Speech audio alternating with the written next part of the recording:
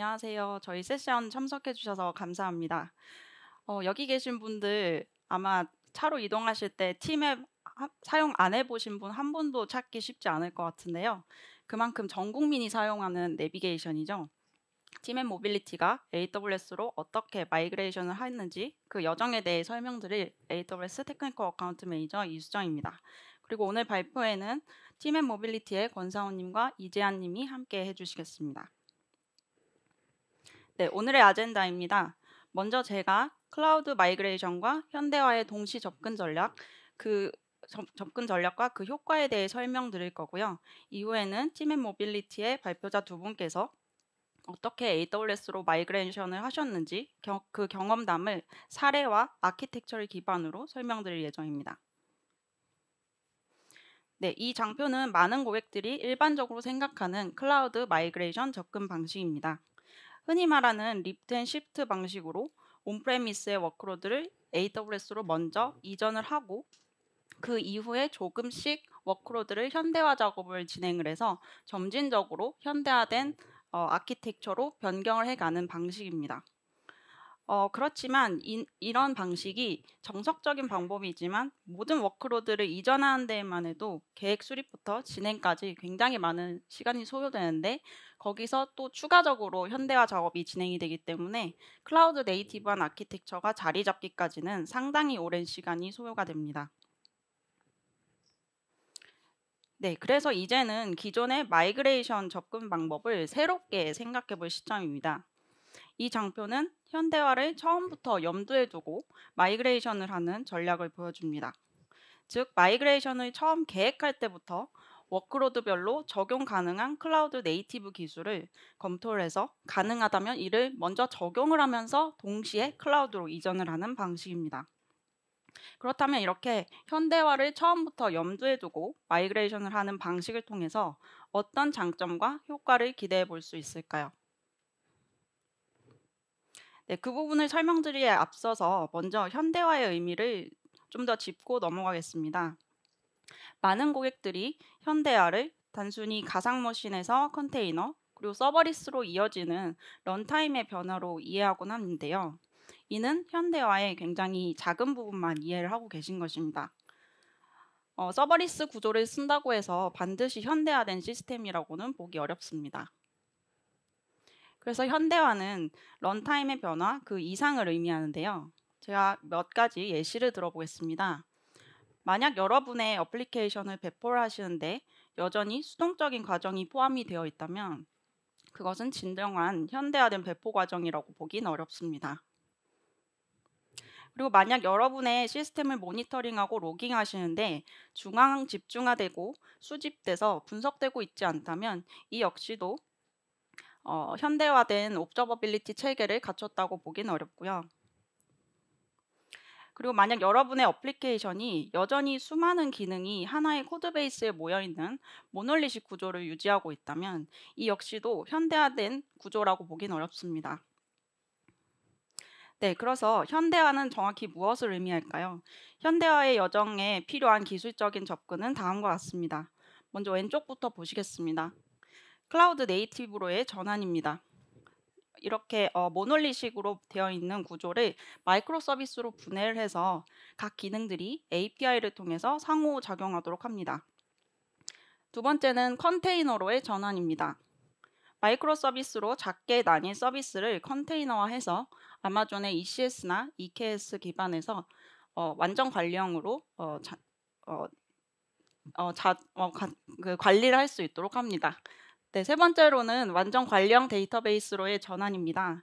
오로라나 다이나모DB와 같은 저희의 완전 관리형 데이터베이스를 활용해서 운영의 안정성을 높이실 수 있습니다. 네 번째로는 오픈소스로의 전환입니다. 그 상용 라이센스 기반의 솔루션을 대체 가능한 오픈소스로 전환을 하셔서 비용도 줄이시고 좀 더 유연성을 챙기실 수 있습니다. 다섯 번째로 현대화된 데이터 분석으로의 전환입니다. 실시간으로 수집되는 수많은 데이터를 하나의 데이터 레이크를 구축해서 거기에 저장을 해서 실시간으로 분석할 수 있는 그런 시스템이 마련이 되어야 합니다. 마지막으로 현대화된 데브옵스로의 전환입니다. 자동화된 CI/CD 배포 파이프라인을 구축을 해서 빠른 배포와 롤백이 가능하도록 합니다. 그래서 이러한 모든 기술들이 총망라돼서 유기적으로 작용할 때 제대로 된 현대화된 시스템이 갖춰졌다고 볼 수 있습니다. 그런데 제가 AWS에서 굉장히 많은 고객분들이 지원을 하면서 느낀 점이, 아무리 좋은 기술과 최신의 시스템을 갖췄다고 한들 이 기술을 제대로 뒷받침할 수 있는 문화와 조직과 인재가 갖춰지지 않으면 이 기술들을 100% 활용하지 못한다는 것을 볼 수 있었습니다. 그래서 현대화의 숨은 동력으로 문화, 조직, 인재가 있는데 이 세 가지도 굉장히 중요한 키라고 보시면 되겠습니다. 그래서 먼저 첫 번째로 혁신적인 문화입니다. 이 문화는 리더분들이 문화를 조성을 해 주셔야 되고요. 조직 개개인들이 실패를 두려워하지 않고 새로운 기술들을 끊임없이 트라이할 수 있는 그런 혁신적인 문화를 만들어 주셔야 됩니다. 두 번째로는 민첩한 조직과 프로세스를 갖추는 것입니다. 민첩하고 확장성을 가진 조직이 데이터 기반의 빠른 의사결정과 빠른 시장의 대응에 요구를 해야 합니다. 네, 마지막으로 인재에 대한 투자를 아낌없이 해주셔야 되는데요. 이렇게 빠르게 변화하는 기술의 변화를 빠르게 습득하고 적용을 할 수 있는 인재들을 확보하는 것이 굉장히 중요합니다. 그래서 이 인재들이 조직에 끊임없이 기여할 수 있도록 지속적으로 지원하고 육성을 해주셔야 합니다. 결론적으로 진정한 현대화는 최신의 기술 도입을 넘어서는 조직 전반의 총체적인 혁신을 의미합니다. 네, 이렇게 현대화와 마이그레이션을 함께 진행하는 과정은 좋은 비즈니스 성과로까지 이어지는데요. 첫 번째로는 비교 가능한 인프라 대비 약 31%의 비용 절감이 가능하다는 IDC의 자료가 있습니다. 두 번째로는 IT 인력의 효율성이 약 62% 향상이 되는데요. 이는 현대화된 어플리케이션과 환경을 구성함으로써 클라우드의 이점을 이 인력들이 바로 활용을 할 수 있기 때문입니다. 네, 마지막으로는 이렇게 개선된 효율성 덕분에 IT 인력들이 반복 작업이나 단순 작업보다는 비즈니스에 포커스하는 신규 서비스를 개발하거나 기능 개선을 집중을 할 수 있기 때문에 타임 투 마켓이 약 75% 빨라진다라는 결과가 있습니다. 결론적으로 현대화를 이렇게 마이그레이션의 첫 단계로 삼는다면 많은 고객들이 더 빠르게 디지털 혁신을 실현하고 비즈니스 가치를 창출할 수 있다고 봅니다.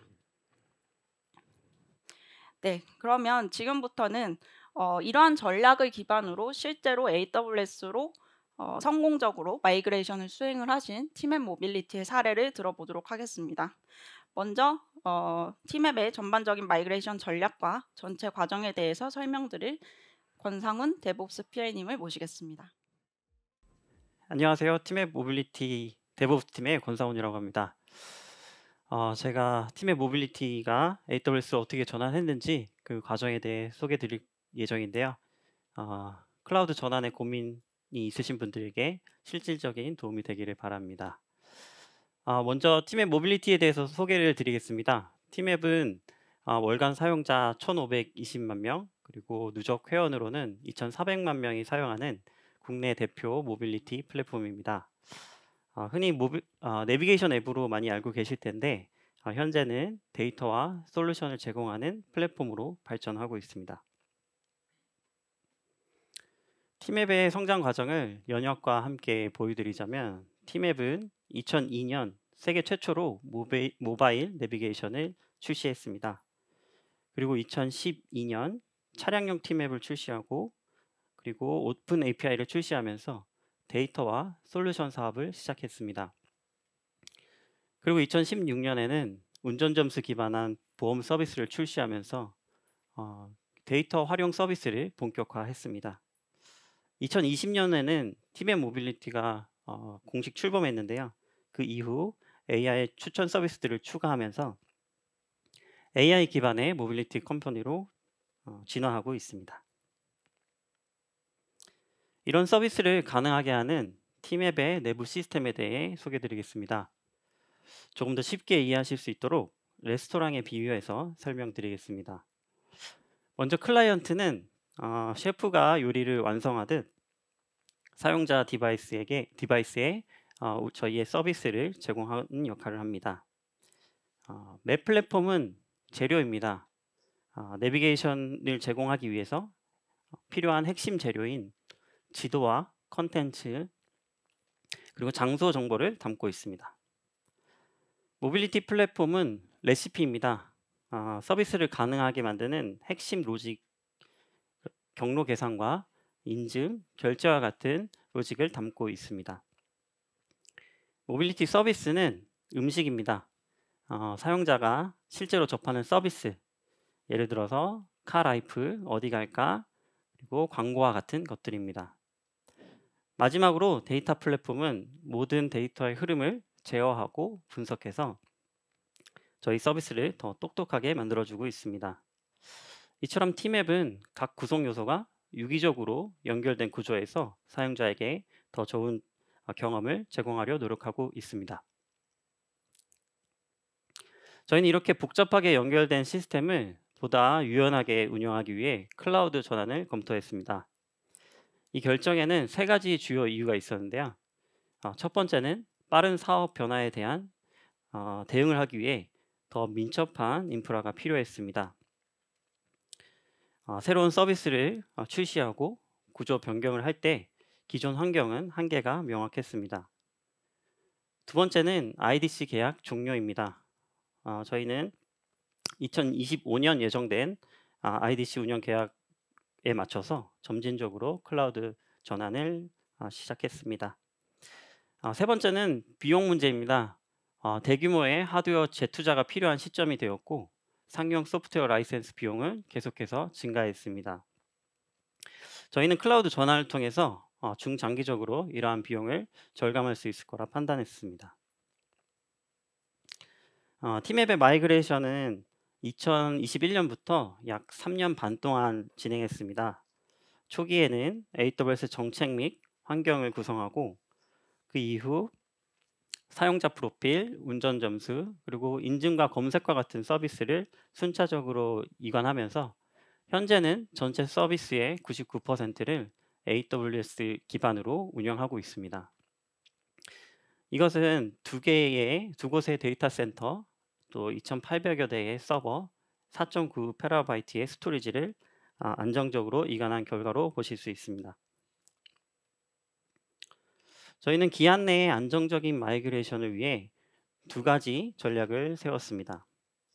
첫 번째 전략은 핵심 서비스는 AWS에서 바로 시작하고 기존 서비스는 단계적으로 이전하는 방식입니다. 이렇게 해서 이관에 따르는 리스크를 분산하고 저희 조직의 클라우드 역량을 자연스럽게 강화할 수 있었습니다. 그리고 마이그레이션을 하면서도 신규 서비스 대응과 인프라 환경을 계속해서 개선할 수 있었습니다. 두 번째 전략은 매니지드 서비스를 최대한 활용하는 것입니다. 저희는 컴퓨팅 워크로드의 96%, 데이터베이스의 99%를 AWS 관리형 서비스로 전환했고 모니터링과 보안 일부 영역은 SaaS를 보안적으로 활용했습니다. 이를 통해 핵심 업무에 더 집중할 수 있는 환경이 만들어졌고 유연한 구조 덕분에 저희가 생각한 것을 빠르게 시작할 수 있는 환경을 얻을 수 있었습니다. 지금부터는 저희가 마이그레이션을 수행하면서 구축해 나간 인프라 환경과 그 전환 과정에 대해서 소개해 드리겠습니다. 먼저 네트워크와 거버넌스 구성입니다.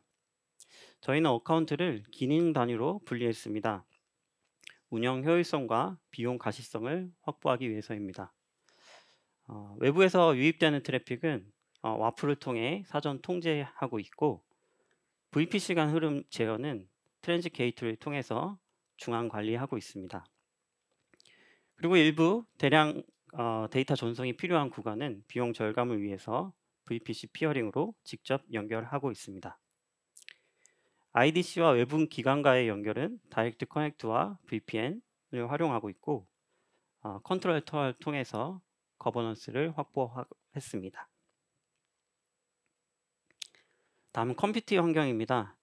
기존의 물리 서버와 가상 머신 중심 환경에서 아마존 EKS 기반의 컨테이너 구조로 전환했습니다. 클러스터는 용도에 따라서 분리해서 운영 편의성을 높이고 장애 영향을 최소화했습니다. 트래픽 제어는 이스트오 기반의 서비스 메시를 도입했습니다. 단순히 트래픽 관리를 할 뿐만 아니라 저희가 마이그레이션을 할 때 트래픽 미러링을 통한 검증, 또 비율 조정을 통한 점진적인 마이그레이션 등으로 유용하게 활용하였습니다. 노드 리소스 관리는 카펜터로 자동화했습니다. 트래픽 변화에 따라서 노드를 스케일 인아웃하면서 낭비되는 요소를 최소화할 수 있었습니다. 저희는 개발자분들에게 컨테이너 단위의 성능과 비용 정보를 함께 제공하고 있는데요. 카펜터 도입 이후에 컨테이너 최적화가 바로 비용 절감으로 이어지는 것을 확인하시고는 개발자가 자발적으로 비용 절감에 참여하는 문화가 자리 잡았습니다. 그 결과 저희는 온프렘에서는 저희 CPU를 5만 개 이상 사용하고 있었는데 EKS 전환 후에는 7,000개, 카펜터 적용 후에는 약 4,000개 수준으로 절감할 수 있었습니다. 이번에는 데이터베이스 마이그레이션입니다. 기존 데이터베이스 환경은 오라클을 메인으로 사용하고 있었고 그 외에 다양한 유형의 400여 개의 데이터베이스로 초당 약 86만 건의 요청을 처리하고 있었습니다. 클라우드로 전환할 때는 각 서비스의 특성에 맞춰서 관리형 DB로 전환하고자 했고 현실적으로 어플리케이션의 호환성도 고려해야 했습니다. 앞서 소개드린 다양한 유형의 DB 마이그레이션 중에서도 오라클 기반 서비스 이관은 그 규모와 복잡성 측면에서 가장 큰 고민이었습니다. 이번 슬라이드에서 오라클을 어떤 기준으로 어떤 DB로 이관하였는지 설명드리겠습니다. 먼저 관계형 데이터 구조와 쿼리를 유지해야 할 경우에는 저희 내부 개발자들에게 가장 익숙한 오로라 MySQL을 우선 고려했습니다. 단순한 쿼리 구조를 사용하고 있거나 또 ORM 기반 서비스는 MySQL로 무리 없이 전환할 수 있었습니다. 하지만 ORM을 사용하지 않고 복잡한 쿼리와 또 스키마를 사용하는 서비스는 변환 공수가 너무 커서 어려움이 있었습니다. 이러한 경우에는 오라클 쿼리 호환성과 스키마 유사성이 높은 오로라 포스트 SQL로 전환하였습니다. 이렇게 해서 코드 수정을 최소화하면서 이관할 수 있었습니다. 다음은 다이나모DB입니다. 일반적으로 오라클을 NoSQL로 전환하는 것은 모델링이나 또 마이그레이션 관점에서 쉽지 않은 일입니다. 하지만 오라클 워크로드 중에서도 조인을 사용하지 않고 또 단순한 PK 기반의 패턴 워크로드 같은 경우에는 상대적으로 적은 공수로 이관할 수 있습니다. 그래서 저희는 이러한 워크로드 중에서 트래픽 예측이 어렵거나 또 고성능이 필요한 경우에는 다이나모DB로 전환하였습니다. 마지막으로는 오픈서치입니다. 저희는 검색 엔진으로 주로 사용하고 있지만 대용량 로그 저장소로도 적극적으로 활용하고 있습니다. 오라클에 저장되던 대용량의 테이블들을 오픈서치에 1일 인덱스로 전환했고 과거 데이터는 원 티어와 또 S3에 별도 저장해서 저장 비용을 최소화하여 운영하고 있습니다. 이제 다음은 DB들을 어떻게 이전할 것인가에 대한 고민이 필요했습니다. 저희가 사용했던 대표적인 이관 방식에 대해 소개드리겠습니다. 첫 번째는 DB 변경 로그를 이용한 실시간 동기화 방식입니다. 이 방식은 과거 데이터를 먼저 적재하고 실시간 데이터는 DMS나 DB 자체의 복제 기능을 활용해 변경 데이터를 실시간으로 동기화하는 방식입니다. 정합성 보장에 유리하고 또 안정적이어서 오로라로 전환한 대부분의 서비스는 이 방식을 사용했습니다. 두 번째 방안은 쓰기 이중화 방식입니다. 신규 트랜잭션을 기존 DB와 신규 DB에 동시에 쓰기 시작합니다. 이 상태에서 TTL이 적용된 서비스의 경우에는 TTL 만료된 이후에 자연스럽게 기존 DB를 종료할 수 있습니다. 기존 데이터가 필요한 경우에는 별도로 적재할 수도 있습니다. 저희는 오라클에서 다이나모DB로 이관할 때 데이터 구조의 차이로 인해서 정합성 보장이 어려웠고 이 방식으로 이전을 하였습니다. 레디스처럼 TTL이 적용된 경우에는 더 유용하게 사용할 수 있었습니다. 마지막으로 부분 이관 방식입니다. 메타데이터나 최근 데이터만 신규 DB로 이관하고 기존 데이터는 기존 DB에 두고 필요한 경우 기존 DB에서 읽는 방식입니다. 과거 데이터에 대한 접근 빈도가 낮은 경우에는 이관 노력과 리스크를 최소화하면서 빠르게 서비스를 전환할 수 있습니다. 저희는 이 세 가지 방식을 정합성 요구 수준, 데이터 구조, 그리고 트래픽 패턴에 따라서 선택했고 필요에 따라서 조합해서 유연하게 적용했습니다. 마지막으로 데이터 플랫폼 구성에 대해 설명드리겠습니다. 저희는 데이터 기반의 의사결정과 서비스 개선을 위해서 다양한 데이터 파이프라인을 구축해 운영하고 있습니다. 먼저 로그 및 수집 적재 단계에서는 모바일과 서비스 데이터를 MSK나 또 DMS를 통해서 원본 로그를 저장합니다. 처리 레이어에서는 워크플로우가 에어플로우가 전체 ETL 워크플로우를 스케줄링하고 EMR 잡을 통해서 원본 로그를 처리해서 정제된 로그를 저장합니다.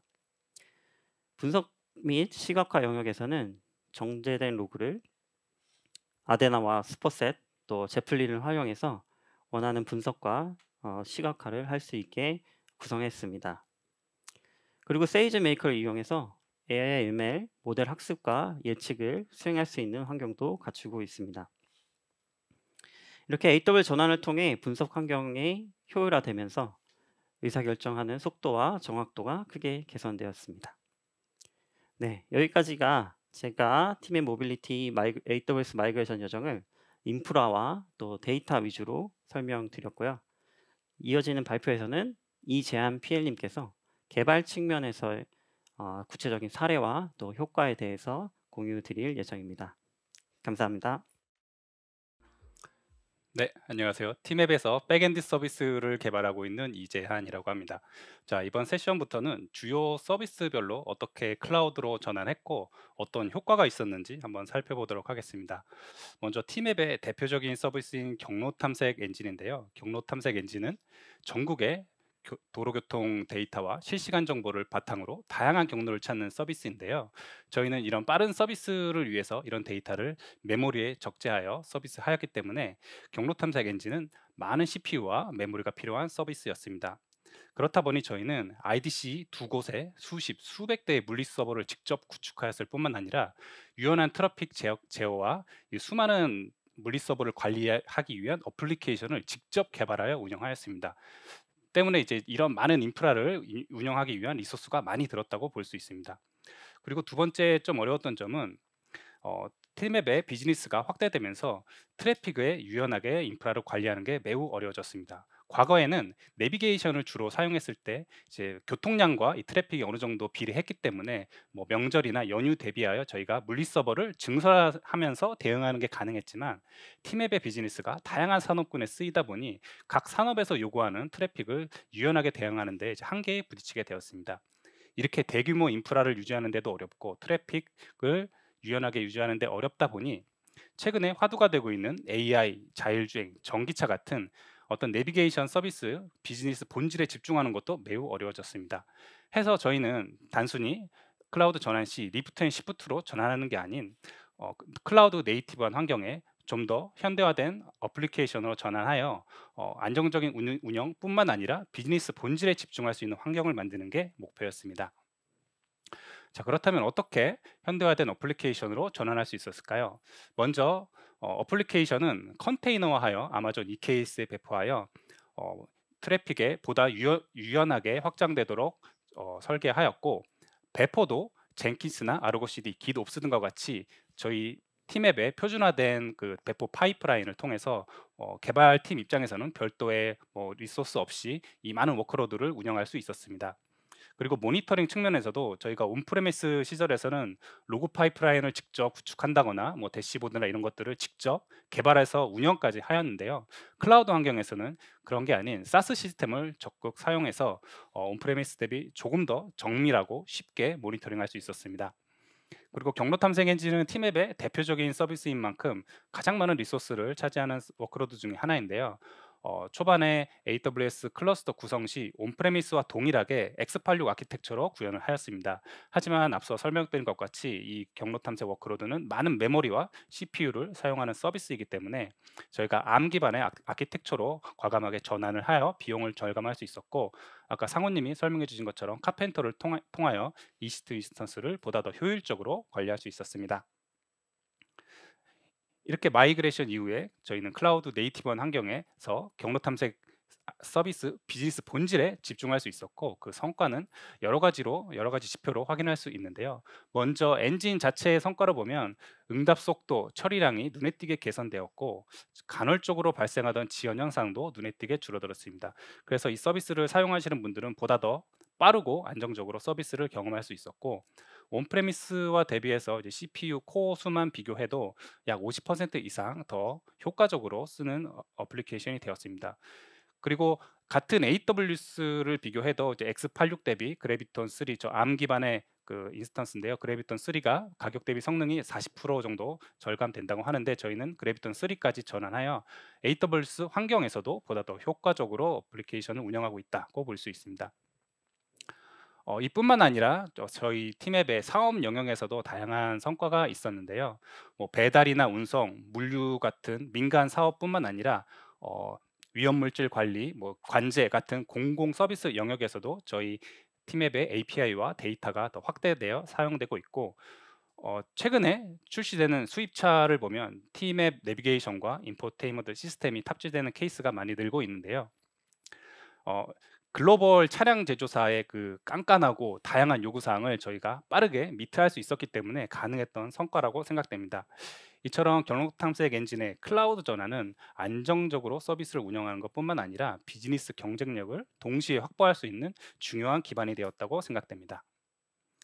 자, 다음은 팀앱의 또 다른 대표 서비스인 운전 점수인데요. 여러분들 많이 이용하실 거라고 믿고 있습니다. 운전 점수가 뭔지 잠깐 소개해드리면, 여러분이 주행을 하면은 그 주행을 이제 분석해서 뭐 급가속이 있었는지 감속이 있었는지 결국 주행을 잘했는지 분석을 해서 이를 점수화하고 저희가 보험사와 협력을 해서 보험료를 좀 할인해주는 그런 서비스인데요. 현재는 단순 보험 할인에 그치는 게 아닌 카라이프 전반으로 서비스를 확대하고 있는 과정입니다. 팀앱은 이 서비스를 2016년도에 국내 최초로 이제 선보였고, 지금까지도 시장을 좀 압도적으로 선도해오고 있는데요. 그럼 클라우드 전환을 통해서 이런 초격차를 어떻게 유지하고 또 확대할 수 있었는지 알아보도록 하겠습니다. 운전전수 서비스는 이제 2016년도에 클라우드 환경에서 처음 이제 시작이 되었는데요. 그 당시에 이제 주행 원천이 되는 데이터는 하둡에 저장되었고, 배치 어플리케이션이 12시간마다 돌면서 이제 분석을 하고 그 결과는 오라클 데이터베이스에 저장되었습니다. 이 말인즉슨 이제 주행이 끝나면 12시간을 기다려야 이제 여러분이 점수를 확인할 수 있는 구조여서, 다시 말하면은 내가 안전 운전을 하면 점수가 올라가서 보험을 할인받는다라는 직관적인 인식을 가지기는 약간 어려운 구조였습니다.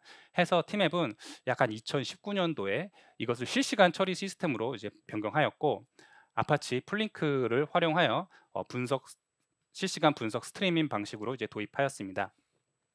자, 그 당시만 하더라도 이제 팀앱처럼 대규모 환경에서 이런 플링크를 통한 실시간 분석하는 사례 자체가 드물었기 때문에 요 작업은 아파치 플링크 공식 홈페이지에도 이제 소개되었고, 이런 것처럼 저희는 온프레미스 환경에서 매우 성공적으로 실시간으로 전환했다고 이제 평가를 내렸습니다. 그 당시에는. 근데 하지만 이제 아시는 것처럼 온프레미스 환경에서 저런 플링크나 카프카 같은 인프라를 직접 구축하고 운영하는 게 이제 매우 어려운 일이었고, 이제 또 사용자가 증가하면서 이 수많은 데이터를 오라클에 저장하는 건 역시 뭐 스토리지 비용을 떠나서 뭐 스키마를 변경한다거나 데이터를 핸들링하는데 이제 매우 어려워졌습니다. 즉 다시 말해 이제 운전전수 서비스가 이제 발전을 해야 되는데 온프레미스 환경에서 어떤 한계에 딱 부딪히게 된 거죠. 그래서 저희는 자연스럽게 클라우드 전환을 이제 계획하게 됐고, 그러면은 이제 클라우드에서는 이런 온프레미스의 한계를 어떻게 극복할 수 있었는지 알아보도록 하겠습니다. 먼저 플링크 같은 어플리케이션은 이제 팀앱에 이미 구축되어 있는 그 MSK 그 EKS 시스템에 배포해서 인프라 운영에 대한 부담을 줄이고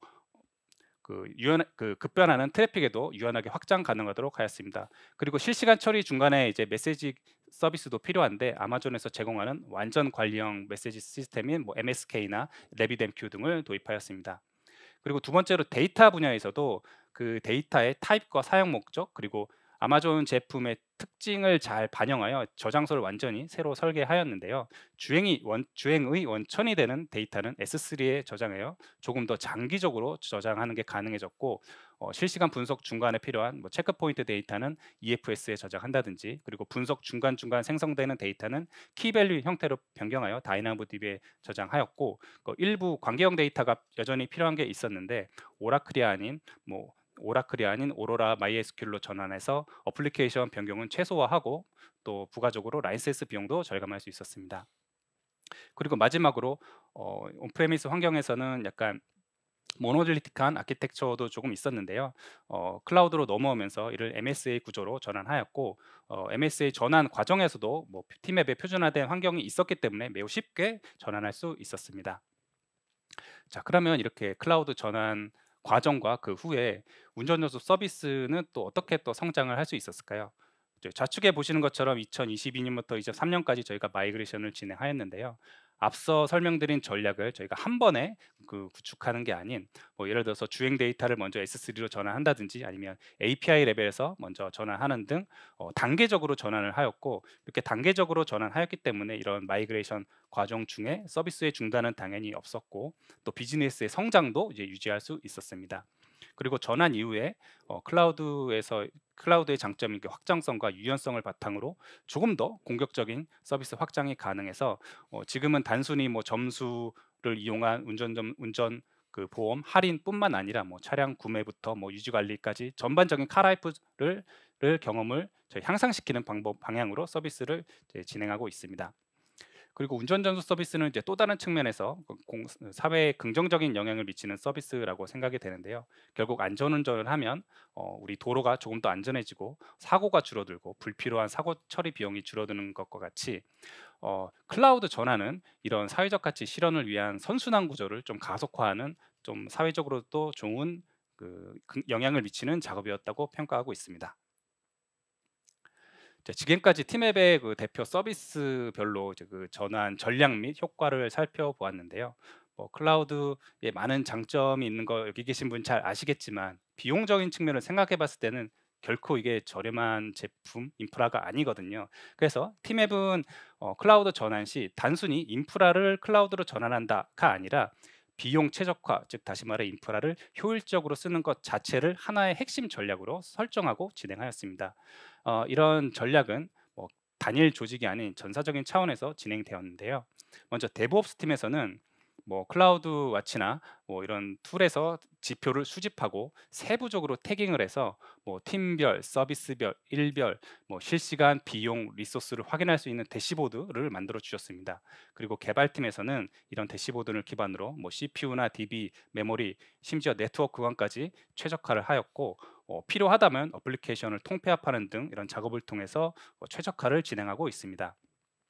그리고 사업팀에서도 빠르고 유연한 의사결정을 통해서 다양한 서비스를 적극 시도하고 성과가 낮은 서비스는 즉시 종료하는 전략으로 리소스를 절감할 수 있었습니다.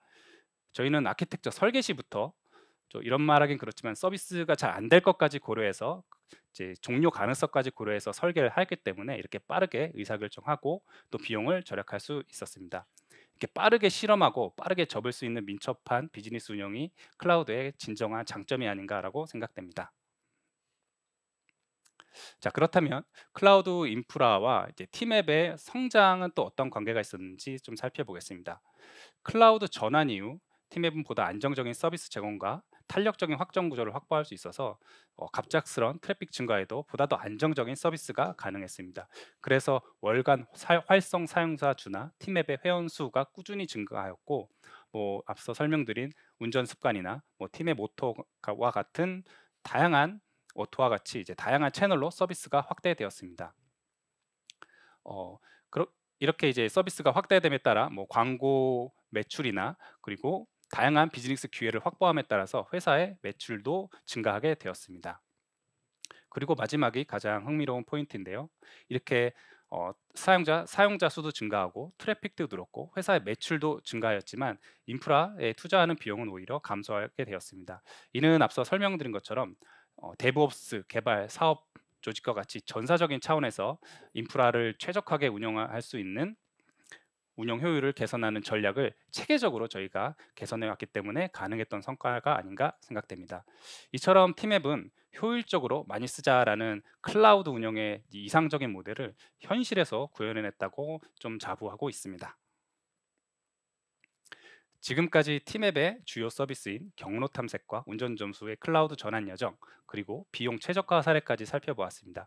티맵은 사용자 증가, 매출의 성장, 인프라 효율화 등 클라우드 전환을 통해 기술적 안정성과 사업적 성과를 모두 이뤄냈고, 이제는 클라우드 전환을 통해 확보한 이런 다양한 장점들을 기반으로 다음과 같이 기술 고도화와 비즈니스 확장을 추진하려고 합니다. 먼저 더욱 정교한 길 안내와 차별화된 검색, 추천 서비스를 하는 등 이 서비스 본연의 경쟁력을 강화하려고 합니다. 이렇게 강화된 서비스 경쟁력으로 티맵, 오토, 운전 점수 등 다양한 채널로 서비스를 확대해서 더 많은 데이터를 확보하려고 합니다. 그리고 이렇게 확보된 데이터로 비즈니스 영역을 또 확대해서 회사는 또 성장을 하게 될 예정이고요. 이렇게 수집한 데이터, 그리고 회사의 이제 충분한 자본을 바탕으로 다시 이 데이터를 뭐 더 학습한다든지 해서 사용자에게 보다 더 정교한 개인 추천형 서비스를 선보일 예정입니다. 그리고 나아가 조금 더 능동적으로 서비스를 제공하는 AI 에이전트로 발전하여 티맵만의 보다 더 혁신적인 모빌리티 서비스 경험을 제공하려고 지금 준비하고 있습니다. 자, 지금까지 티맵이 어떻게 클라우드 전환을 성공적으로 이뤄냈고 이를 기반으로 어떤 미래를 그리고 있는지 한번 살펴보았습니다. 이 자리를 빌어 클라우드 전환에 힘써주신 티맵 모빌리티와 AWS 코리아 구성원분들께 감사하다는 말씀을 전하고, 그리고 오늘 발표 함께 해주신 AWS의 이수정 매니저님, 그리고 티맵의 권상은 PM님에게도 감사하다는 말씀 다시 한번 드리겠습니다. 경청해 주셔서 감사드리며 지금까지 저는 티맵의 이재한이었습니다. 감사합니다.